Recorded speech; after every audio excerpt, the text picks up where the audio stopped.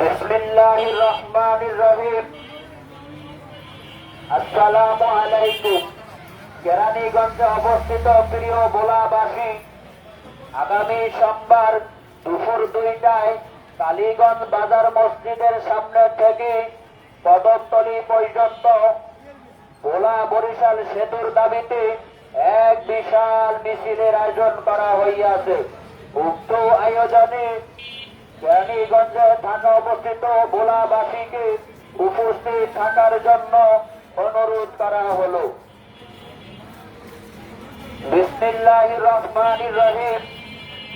আসসালামু আলাইকুম। কেরানীগঞ্জে অবস্থিত প্রিয় ভোলাবাসী, আগামী সোমবার দুপুর 2টায় কালীগঞ্জ বাজার মসজিদের সামনে থেকে পদতলী পর্যন্ত ভোলা বরিশাল সেতুর দাবিতে এক বিশাল মিছিলের আয়োজন করা হইয়াছে। উক্ত আয়োজনে কেরানীগঞ্জে অবস্থিত ভোলাবাসীকে উপস্থিত থাকার জন্য অনুরোধ করা হলো।